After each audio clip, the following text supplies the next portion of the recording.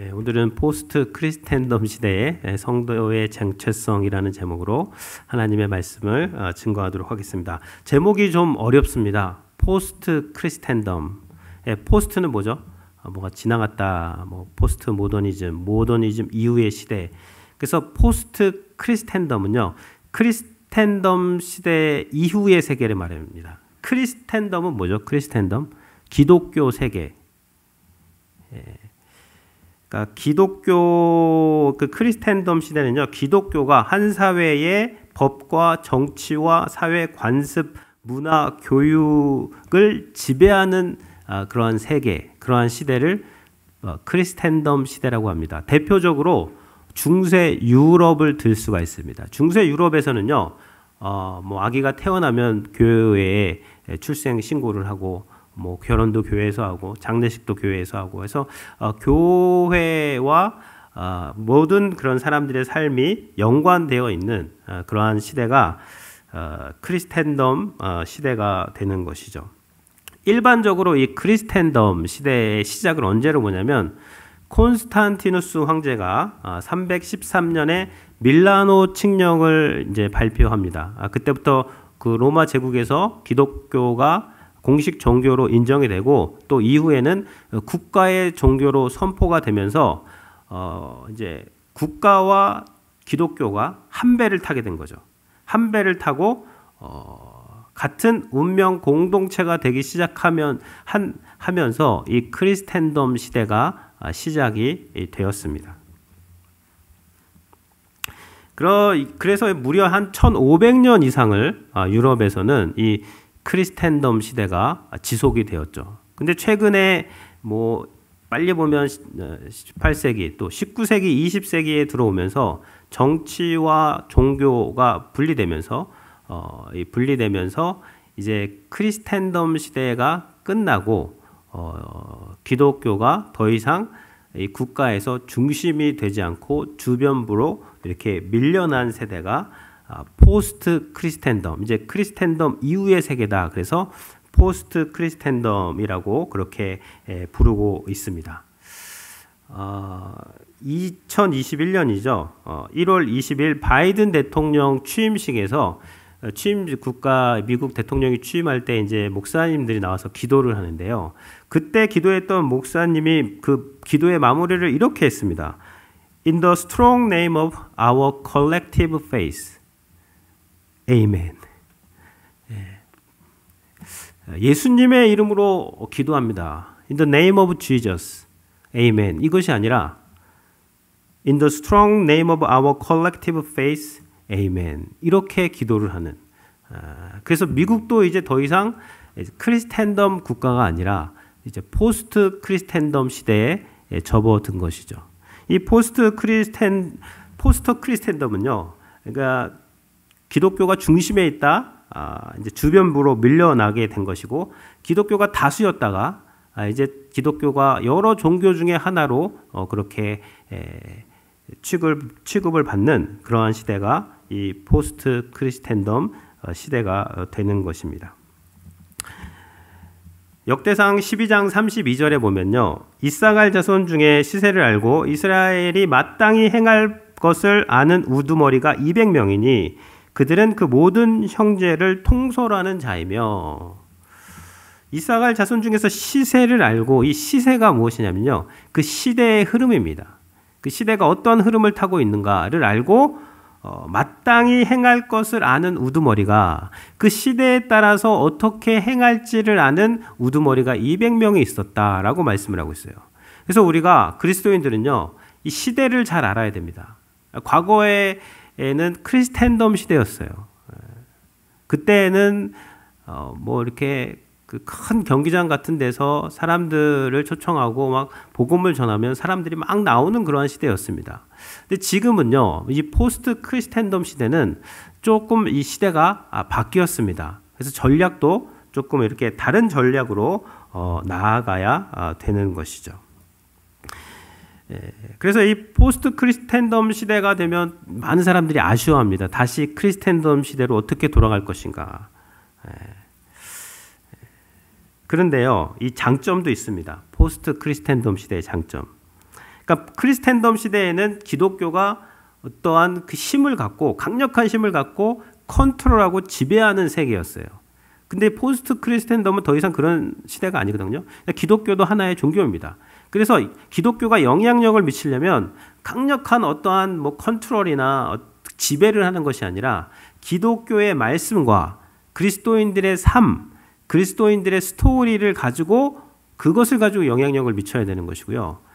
크리스텐덤 시대에는 그냥 다 왔어요. 교회 아무나. 그냥 오는 거예요. 믿음이 있든 없든 그냥 와서 앉아 있는 거였는데, 근데 이제 그 포스트 크리스텐덤 시대에는요, 믿는 사람들이 나오는 것입니다. 성령으로 거듭나고 말씀을 믿는 예배하는 사람들이 나오기 때문에 이제 과거에는 막 교회가 메인터넌스하고 유지 관리하는 데 에너지를 썼다면 이제 포스트 크리스텐덤 시대에는 막 무브먼트가 일어나는 거예요. 무브먼트. 복음을 전하고 새로운 운동이 일어나서 그 운동으로 새로운 사람들이 모여들어서 역동적인 그러한 공동체가 또 만들어질 수 있는 장점이 있는 것이 이 포스트 크리스텐덤 시대입니다. 그래서 가만히 생각을 해보시면요. 예수님의 시대는요. 크리스텐덤이 아니었습니다. 포스트 크리스텐덤이었어요. 예수님 시대는. 사도행전의 시대는 크리스텐덤이 아닙니다. 기독교가 국가의 어떠한 하나가 되어서 강력한 힘을 가지고 사람들을 믿게 했던 그런 시대가 아니에요. 오히려 그 반대입니다. 로마 제국은 사도행전 1세기에서 3세기 그 역사 가운데 극심하게 기독교를 박해했죠. 근데 그럼에도 불구하고 기독교인들은 주님을 전하고 증인이 되고 나가서 선교하고 그 이야기가 사도행전의 이야기가 되는 것입니다. 그러니까 여러분, 우리가 포스트 크리스텐덤 시대에 사느냐 크리스텐덤 시대에 사느냐, 이거보다 더 중요한 게 무엇이냐면 하나님께서 보호자에 앉으셔서 온 세계를 통치하고 계시다는 것이고, 또 하나님의 성령이 임하실 때 크리스텐덤 시대나 혹은 포스트 크리스텐덤 시대나 상관없이 하나님께서는 사람들을 구원하기 시작하신다라는 그것을 우리가 알 필요가 있는 것이죠. 오늘 본문 우리가 읽었던 에스겔 본문은 이 포스트 크리스텐덤을 아주 장황하게 설명을 했는데요. 오늘 이 본문은 이 에스겔은 포스트 크리스텐덤 시대에 살았던 사람입니다. 이제 더 이상 막 그런 뭐 국가적으로 하나님을 섬기고 그러는 시대가 아니에요. 포로로 끌려왔습니다. 오늘 본문 3장 15절에 보면 에스겔이 지금 어디에 있죠? 이에 내가 델아빕에 이르러 그 사로잡힌 백성 곧 그발 강가에 거주하는 자들에게 나아가 그들 중에 두려워 떨며 7일을 지내리라. 네, 델아빕, 이제 바벨론 그발 강가의 한 지역입니다. 델아빕에서 사로잡힌 자 중에서 포로 수용소에서 강제 노역을 하는 그런 거기에서 거주했다. 여기서 한 5년 거주했죠. 5년 거주하면서 30세가 되어서 이제 하나님께서 에스겔에게 천상의 비전을 보여주시면서 그를 부르시는 본문이 이제 나오게 되는데, 이 에스겔이 선지자로 부름받았던 때는요, 이스라엘이 주변부로 밀려났어요. 예루살렘 성전에서 주변부로 밀려나서 지금 그발 강가에서 하나님이 계시냐 안 계시냐 이런 의문을 가지고 있는 그런 시대였고, 또 막 예배하고 전도하고 이런 시대가 아니었습니다. 그런 걸 마음껏 할 수 있는 시대가 아니었어요. 포로로 끌려와서 강제 노역을 해야 하는 크리스텐덤이 아니라 포스트 크리스텐덤 시대에 에스겔이 하나님께 부름을 받고 있는 것입니다. 그래서 오늘 이 부름 받는 이 말씀을 통해서 어떻게 보면 21세기도 지금 시대가 변하고 있어요. 크리스텐덤에서 포스트 크리스텐덤으로. 그래서 포스트 크리스텐덤 시대에 우리가 에스겔의 소명을 통해서 어떻게 정체성을 가져야 되고 어떻게 전도해야 되는지를 말씀을 나누기를 원합니다. 먼저는요, 첫 번째는 반대하는 청중을 예상하고 담대히 선포하라는 것입니다. 반대하는 청중을 예상하고 담대히 선포하라는 것입니다. 2장 3절을 보면요, 내게 이르시되 인자야 내가 너를 이스라엘 자손 곧 패역한 백성 나를 배반한 자에게 보내노라. 그들과 그 조상들이 내게 범죄하여 오늘까지 이르렀나니. 지금 나라가 망해서 바벨론으로 끌려가서 강제 노역을 하는 가운데 하나님이 그 실망한 에스겔에게 천상의 비전을 열어주셨죠. 지난주에 봤습니다. 그래서 천상의 비전을 열어줘서 하나님의 보좌를 보게 하고 내 생물과 그 바퀴들을 보게 하셔서 하나님이 여전히 이 세계를 통치하고 다스리고 계시고 하나님의 구원 역사는 여전히 지금 펼쳐지고 있다. 비록 너희들이 바벨론 포로로 끌려와 있는 이 상황에서도 이 땅의 성전은 무너져도 하늘의 성전, 하늘의 보좌는 무너지지 않고 내가 거기서 다스린다라는 것을 보여주셨습니다. 그 이제 보좌를 보여주시고 그 보좌에 앉으신 하나님께서 에스겔에게 하시는 말씀입니다. 2장 3절이 이르시되 인자야 내가 너를 이스라엘 자손 곧 패역한 백성에게 나를 배반한 백성에게 보내노라 그랬습니다. 그러니까 에스겔이요. 하나님이 에스겔을 보내시는데 보좌에 앉으신 하나님이시죠. 강력하신 하나님이 보내시는데 그 에스겔이 가야 되는 청중들이 누군가 패역한 백성이라는 거예요. 하나님을 배반한 백성이라는 것입니다. 4절에 보면요. 이 자손은 얼굴이 뻔뻔하고 마음이 굳은 자니 내가 너를 그들에게 보내노니 너는 그들에게 이르기를 주 여호와의 말씀이 이러하시다 하라. 하나님께서 그 청중에 대해서 뭐라고 했냐면 얼굴이 뻔뻔하다. 마음이 굳은 자다. 마음이 굳어서 에스겔이 가서 전에도 마음이 굳은 사람들은요 말씀을 받지 않습니다. 말씀이 튕겨져 나가죠. 얼굴이 뻔뻔하다는 것은요 그냥 얼굴이 그냥 두꺼운 사람들이라는 거예요. 근데 이 정도만 하면 괜찮은데 6절에 보면요. 인자야 너는 비록 가시와 찔레와 함께 있으며 전갈 가운데 거주할지라도 그들을 두려워하지 말고 그들의 말을 두려워하지 말지어다. 가시와 전갈. 그러니까 그들은 얼굴이 뻔뻔하고 그 마음이 굳은 것뿐만 아니라 가시와 전갈 가운데 에스겔이 있게 될 것이다. 가시와 전갈은요 막 찌르잖아요. 전갈은 막 독이 있고 죽이려고 하고. 그러니까 에스겔이 이제 청중들에게 가면 하나님께서 보내심을 받은 청중들한테 가면 그 청중들이 가시와 찔레처럼 에스겔을 막 찌르게 될 것이다. 말로. 그리고 막 너 청중이 에스겔을 죽인다. 그만해라. 이렇게 위협하게 될 것이다. 그런 상황을 만나도 두려워하지 말고 내 말을 전해라 라고 하나님께서 지금 말씀을 하고 계십니다. 그러니까 무슨 말이에요 이게? 하나님이 에스겔을 보내시면서 에스겔아 가고 단단히 해라. 마음 단디 먹어라. 네가 가서 뭐 전한다고 뭐 회개가 일어나고 막 다 하나님께 돌아오고 그런 거보다는 얼굴 뻔뻔한 사람들, 마음 굳은 사람들, 막 너를 말로 치고 말로 찌르고 너를 위협하고 너를 죽이려는 사람들한테 내가 너를 보낸다는 것을 알고 가라. 그 말입니다. 그러면서 재미있는 말을 하시는데 3장 이제 9절에 보면요.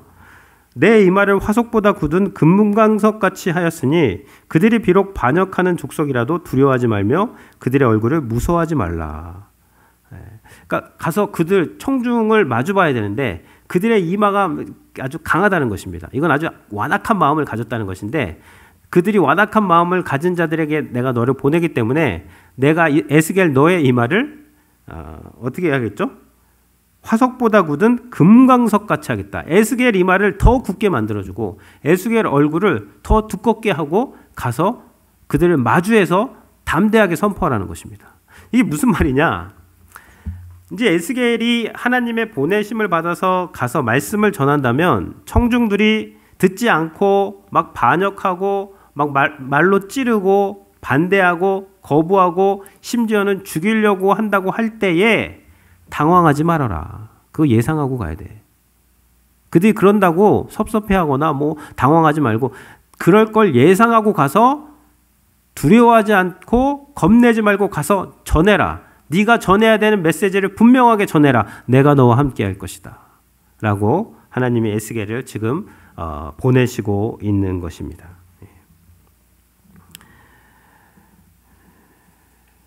그 하비라비 아시죠? 우리 샌안젤로에도 하비라비가 있는데요.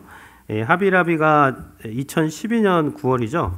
이제 아트 앤 크래프트 그런 그 하비라비 스토어인데요. 크리스천 스토어인데 오바마 행정부를 상대로 행정 소송을 했습니다. 2012년에 데이빗 그릿 회장이 있는데 이 직원들에게 이제 오바마 케어를 가입하지 않겠다. 그것을 가지고 소송을 했습니다. 왜냐하면 오바마 케어 안에는 낙태를 조정하고 낙태를 지원하는 그런 플랜이 있기 때문에 하비라비는 기독교 정신으로 세운 기업이기 때문에 우리는 그런 기독교 정신에 반대되는 그 건강보험 플랜에 가입하지 않겠다. 그걸 가지고 소송을 했어요. 그래서 당시에 하루에 벌금이 120만 불 나오는 그러한 소송이었고 이 소송에서 지면요 이제 회사 문 닫아야 되는 것입니다. 근데 이 하비라비 데이빗 그린 회장이라든지 그 리더십들은 우리가 이 소송해야 된다.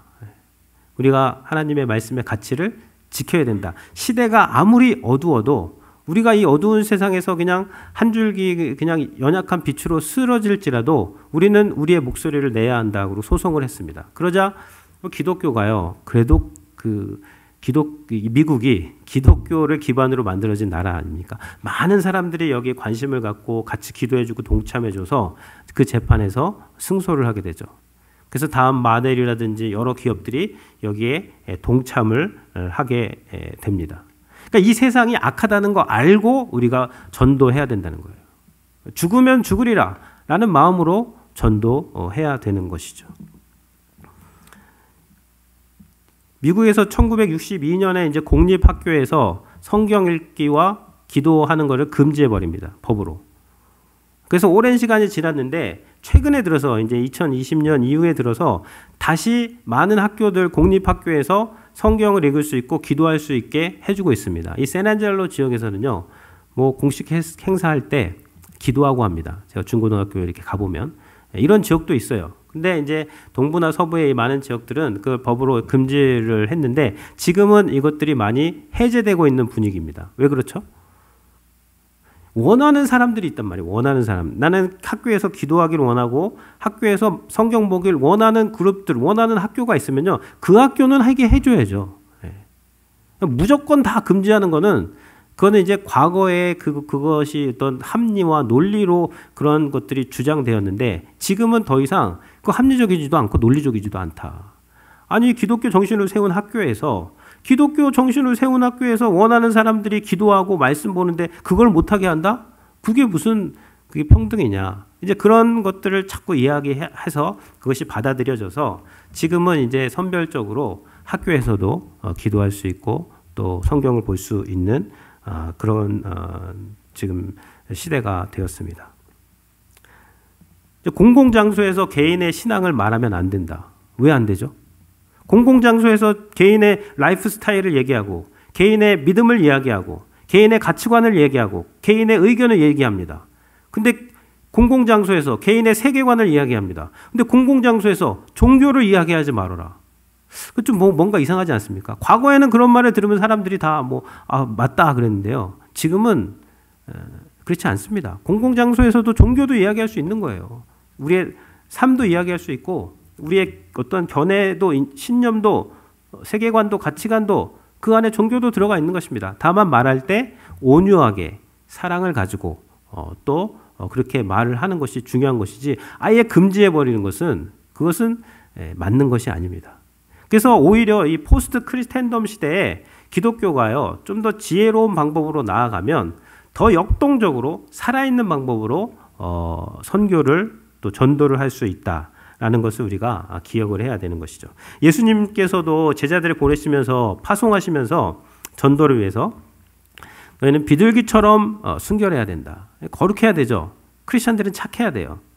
그러나 뱀처럼 지혜롭고 때로는요 사자처럼 담대해야 됩니다. 온유하게 싸울 때는요 비장하게 싸워야 돼요. 그러면 기독교인들이 이렇게 하비라비 같은 회사들이 국가를 상대로 막 망할 것을 상대로 소송을 하는데 그 내용을 보면은 신념을 지키기 위해서요. 그러면요 국가도 함부로 할 수 없습니다. 그래서 이 포스트 크리스텐덤 시대가 꼭 나쁜 시대만은 아니다. 우리가 그래서 청중을 예상하고 우리가 담대히 복음을 전하는 것이 필요하다. 이것이 첫 번째고요. 두 번째는요. 이 포스트 크리스텐덤 시대에는 회심자보다 신실하게 말씀을 선포하는 것을 목표로 해야 된다는 거예요. 회심자를 많이 얻는 것 중요합니다. 근데 더 중요한 게 뭐냐면 내가 신실하게 말씀을 선포하는 것이라는 것이죠. 에스겔 3장 11절에 보면 하나님께서 에스겔을 보내시면서 뭐라고 말씀하시죠? 사로잡힌 내 민족에게 가서 그들이 듣든지 아니 듣든지 그들에게 고하여 이르기를 주 여호와의 말씀이 이러하시다 하라. 그들이 듣든지 아니 듣든지 너는 가서 너의 임무는 뭐냐? 가서 전하는 것이다. 이제 그것이죠.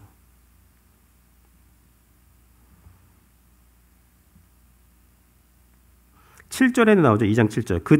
그들은 심히 패역한지라 그들이 듣든지 아니 듣든지 너는 내 말을 고할지니라. 2장 7절에도 나오고 3장 11절에도 두 번이나 하나님께서 에스겔에게 말씀을 하시는 것이죠. 그래서 이제 청중들이 누구냐? 얼굴이 뻔뻔하죠. 마음은 굳어있죠. 막 가시와 찔레로 에스겔을 찌르죠. 심지어는 정갈의 도구로 에스겔을 죽이려고 할 때에 에스겔이 가서 해야 되는 건 뭐냐면 듣든지 아니 듣든지 말씀을 전하라는 거예요. 이것이 포스트 크리스텐덤 시대에 성도가 가져야 되는 정체성이 되는 것입니다. 그러니까 말씀을 전할 때 뭐 저 사람이 내 말 듣고 회심하지 않았다고 낙심하지 말아라. 너의 그런 목표는 하나님께서 우리 에스겔을 나중에 이제 평가하실 때 얼마나 많은 사람들을 회심시켰느냐 보다는 얼마나 많은 사람에게 신실하게 말씀을 대언했느냐, 듣든지 아니 듣든지 전했느냐, 그걸 보시겠다는 거예요. 이 정체성이 중요합니다. 열매가 많은 지역에서는요, 그 열매가 있기 때문에 더 사역을 하는데 힘이 나요. 왜냐하면 열매가 있으니까.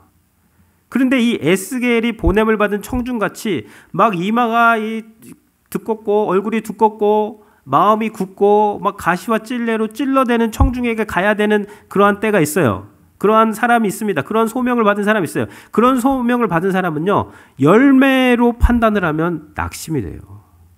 왜냐하면 열매가 그렇게 쉽게 나오지 않거든요. 그런 완악한 지역에서는. 그럼 어떻게 돼요? 얼마나 많은 열매가 나왔느냐보다 얼마나 신실하게 지금 듣든지 아니 듣든지 말씀을 전했느냐, 그 소명을 깨닫으면 계속해서 강력하게 사역을 감당할 수 있는 것이죠. 그러니까 열매가 없는 지역일수록 분명한 소명이 있어야 됩니다. 그러니까 그럼에도 불구하고 가서 전해라. 내가 너를 열매가 없는 지역, 완악한 청중 가운데 보낸 거야. 내가 청중을 정했고 내가 열매도 정한다. 너는 가서 전해라. 그것이 너의 소명이다, 사명이다 라고 주님께서 말씀을 해 주시는 것이죠. 그러니까 포스트 크리스텐덤 시대에 기억해야 되는 것은요, 보내시는 분이 보좌에 앉으신 하나님이다.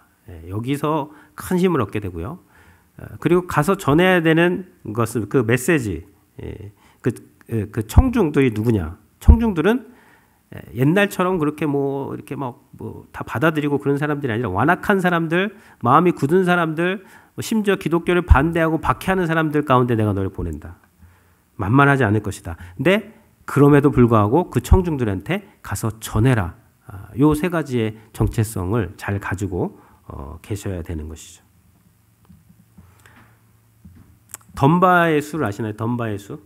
그 영국 옥스퍼드 대학의 그 심리학자죠. 사회 심리학자인데 이 로빈 덤바 교수가 한 사람이 그 사회적으로 의미 있는 관계를 맺을 수 있는 최대 인원이 150명이라고 주장을 했습니다. 그 부족들을 연구하고 하니까 그 아프리카 부족들이나 이런 어떠한 어느 지역이라든지 마을에 있는 부족들이 한 150명이 돼서 평생 동안 그 사람들하고는 얼굴도 알고 이름도 알면서 지내는 사람이 150명 정도 된다. 그런 말을 했어요. 그래서 이것을 덤바의 그 수라고 합니다. 근데 자동차 세일즈맨 조지 지라드라는 분이 있는데요. 이분은 세일즈의 어떠한 천재입니다. 그래서 수많은 커스터머들을 관리를 하고 결혼식이라든지 장례식을 다 참석하면서 이분은 그 사람의 장례식, 결혼식 이런 사람의 오는 청중이 약 250명이다. 그래서 그 한 사람이 의미 있는 관계를 맺을 수 있는 사람은 한 250명 정도다. 이런 주장을 합니다. 그러니까 이런 주장들을 종합을 해보면 한 사람이 어떤 얼굴을 알고 아, 나 저 사람 알아 하면서 인사할 수 있는 사람이 평생에 약 150명에서 250명 된다는 거예요. 동의하시나요? 뭐 더 될 수도 있고 덜 될 수도 있는데요. 근데 뭐 비슷한 것 같습니다. 그렇게 할 수 있는데 이 포스트 크리스텐덤 시대에 우리가 그러한 우리가 알고 있는 개인적으로 알고 있는 사람들에게 복음을 전해야 돼요. 그것이 우리의 인생의 목표 중에 하나가 되어야 됩니다. 그것이 우리의 그 마음과 생각과 기도 제목 가운데 늘 있어야 된다는 거예요. 근데 그들이 그렇게 만만하지 않습니다. 우리가 전한다고 뭐 다 웰컴하고 환영하고 믿겠습니다. 그러지 않을지라도 심지어 그들이 반대할지라도 박해할지라도 그들한테 전해야 된다는 거예요. 근데 이 박해할지라도 전해야 된다는 것은 이것이 막 예의도 갖추지 않고 무례하게 전해야 된다는 게 아니라 청중이 예의 없고 무례하게 반응할지라도 당황하지 말고 그들한테 전하라는 것이죠. 그런 상황이 되었을 때 하나님의 말씀을 침착하게 단호하게 또 부드럽게 요동하지 않고 전할 수 있는 크리스찬들이 되어야 된다는 것입니다. 그래서 한번 잘 생각해 보세요. 내 주변에 있는 사람들, 전도할 수 있는 사람이 얼마나 된가. 그래서 그 사람들 만날 기회가 있으면요, 우리의 마음에 늘 내가 저 사람한테 전해야 된다. 듣든지 아니 듣든지. 그러니까 내가 선행으로 전해야 되고요. 내 좋은 인격으로 전해야 돼요. 근데 선행과 좋은 인격으로 복음을 전할 수 있는 사람이 얼마나 되겠어요? 그런 사람이 되어야 됩니다. 그게 우리 목표가 되어야 돼요. 근데 그런 사람만 전도할 수 있는 건 아니에요. 우리가 때를 얻든지 못 얻든지, 좋은 때이든지 나쁜 때이든지 하나님의 말씀을 전하는 것 자체가 우리의 소명이라는 거예요. 말씀의 능력이 있어요. 우리가 말씀을 전할 때 성령께서 감동하셔서 그 사람이 믿는 것이죠. 뭐 때로는 우리의 어떤 고상한 인격이라든지 우리의 선행을 통해서 하나님이 일하실 때도 있죠. 근데 그런 때가 더 많나요? 그냥 하나님이 강권적으로 역사하실 때가 더 많나요? 하나님께 달려 있는 거예요, 그럴 때는. 그래서 우리는 우리의 삶을 늘 거룩하게 해야 되지만 동시에 우리가 부족함에도 불구하고 만나는 사람마다 복음을 전해야 됩니다. 이 소명을 우리가 이 포스트 크리스텐덤 시대에 가져야 되는 것이죠.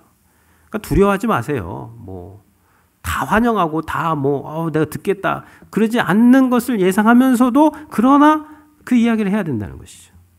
예의를 지키면서도. 네.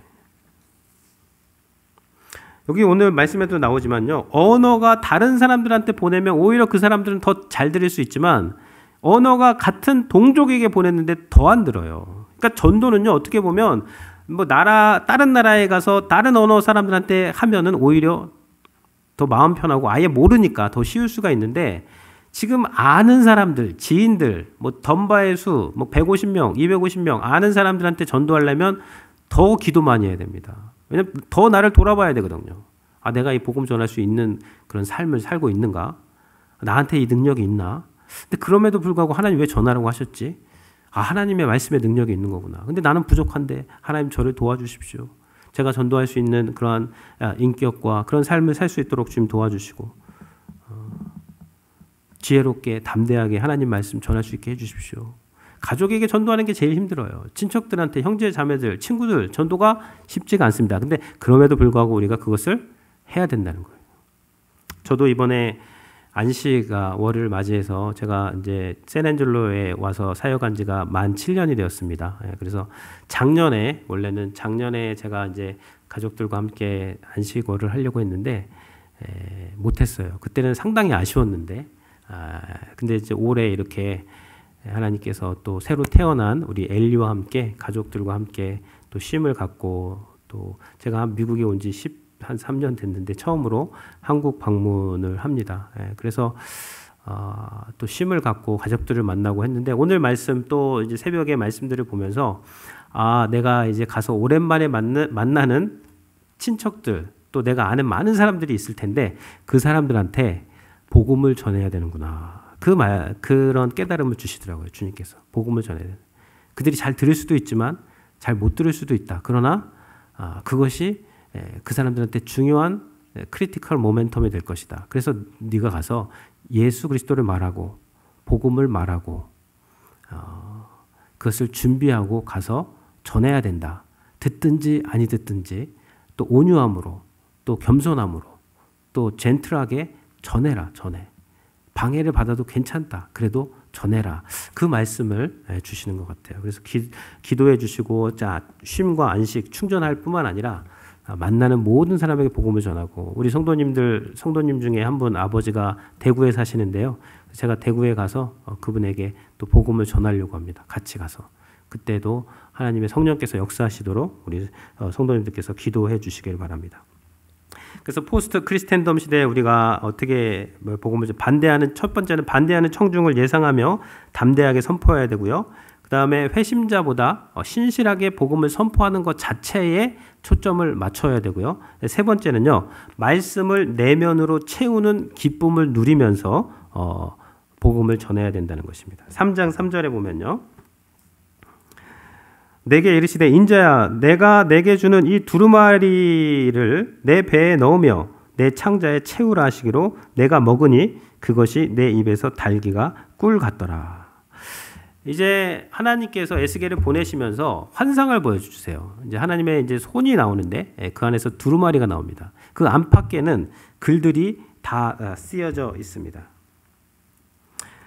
내가 2장 10절 내가 그것을 내 앞에 그가 그것을 내 앞에 펴시니 그 안팎에 글이 있는데 그 위에 애가와 애곡과 재앙의 말들이 기록되었더라.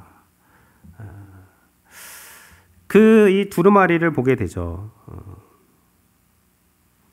근데 거기 안팎에 이제 뭐 애가와 애곡. 그래서 이 메시지는 참 슬픈 메시지입니다. 근데 여기서 그 메시지를 이제 먹었더니 배에서 달기가 꿀 같았다는 것은 그 메시지의 내용 그런 것이 아니라 이 에스겔이 하나님의 말씀에 직면했을 때, 그 말씀을 깨달았을 때, 그 말씀이 그 안에 들어왔을 때의 그 느낌, 인격적인 만남을 가졌을 때 그 느낌이 달기 그 꿀 같았다라고 그렇게 말씀을 하고 있습니다. 그래서 이 포스트 크리스텐덤 시대에는요. 하나님의 말씀이 내면화되어서 그것을 읽고 그것을 듣고 그것을 먹고 그것이 먹어서 배와 창자에 채워진 사람만 전도할 수가 있는 거예요. 전도는요. 뭐 화술로 하는 게 아닙니다. 우리의 내면이 말씀으로 채워져야 돼요. 그리고 그 말씀으로 채워진 것이 입으로 나가고 그것을 바라보게 되고 그럴 때 전도를 할 수가 있게 되는 것이죠. 그래서 신자의 능력, 포스트 크리스텐덤 시대의 신자의 능력은 내면화된 말씀이고요. 이 내면화되었다 말씀이 그건 늘 말씀을 읊조리고 말씀을 묵상하고 또 말씀을 읽고 듣고 한다는 것이에요. 우리가 새벽에 나와서 매일 말씀을 읽고 한 장씩 이제 또 생각하고 묵상하고 읽고 하지 않습니까? 그런 것들, 그럴 때에 하나님이 깨닫게 하시고 그럴 때에 우리가 전도할 수 있다는 거예요. 그러니까 그런 것을 안 하면 우리가 어떻게 되냐면 패역한 백성이 됩니다. 2장 8절에 보면요.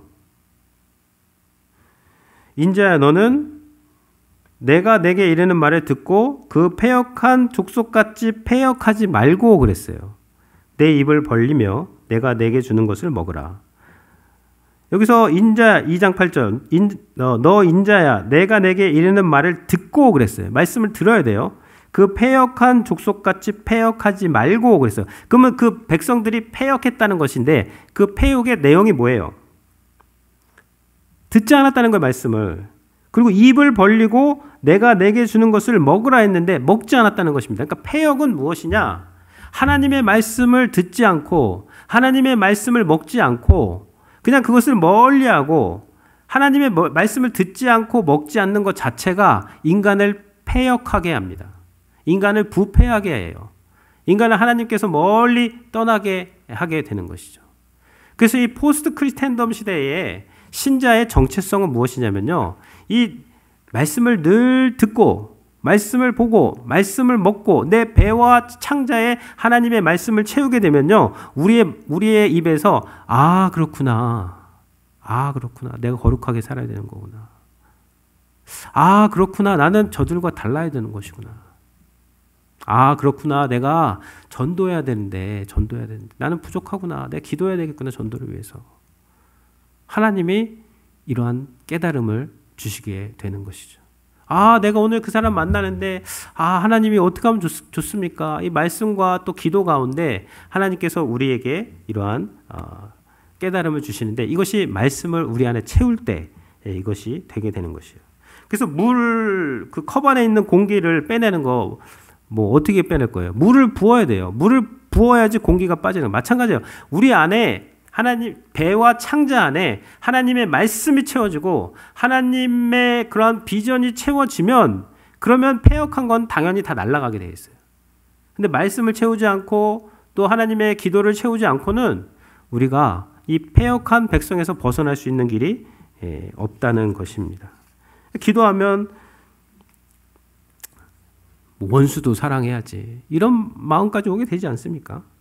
아, 내가 판단자가 아니라 말씀을 준행하는 자구나. 아, 내가 준행해야 돼. 반면 교사로 삼아야지. 아, 내가 죄인이 맞지. 내가 죄인 중에 개수였지. 나 같은 사람을 하나님이 구원하여 주셨지. 이런 게 다 어디서 오는 거예요? 말씀과 기도 가운데 오는 것이. 그러면 이런 마음을 가지고 전도할 수가 있게 되는 것이죠. 오늘 세 가지 말씀드렸습니다. 포스트 크리스텐덤 시대 청중을 이해하셔야 됩니다. 청중이 완악한 것도 다 예상하고 가셔야 돼요. 마음 단단히 먹으시고 비둘기같이 순결하시되 뱀같이 지혜로우시고 사자처럼 담대할 때는 담대해야 됩니다. 그 다음에 뭐 내가 회심자 목표 열매를 내가 정하지 마세요. 잘 되는 때도 있어요. 잘 되는 지역에 계신 분들도 있어요. 근데 에스겔처럼 이렇게 완악하고 막 얼굴이 두껍고 뻔뻔하고 안 듣는 사람한테 보냄을 받은 사람들도 있어요. 하나님이 그렇게 보내실 때는 그런 사람들한테 가서는요, 듣든지 아니 듣든지 전하는 것을 목표로 하셔야 돼요. 여러분들이 평생에 알고 있는 그분들한테 한 번 이상은 다 예수님 전할 생각하세요. 기도하셔야 됩니다. 신실하게 그 복음을 전하는 거 하시고, 그러려면 이 말씀이 내면화 되셔야 돼요. 말씀을 먹어야 됩니다. 말씀이 소화가 되어서 배와 창자에서 그 달기가 꿀 같다. 아, 내가 이 하나님 말씀만 있으면 내가 괜찮다. 살 수 있다. 이러한 고백을 하시는 성도님들이 되시기를 주님의 이름으로 부탁을 드립니다.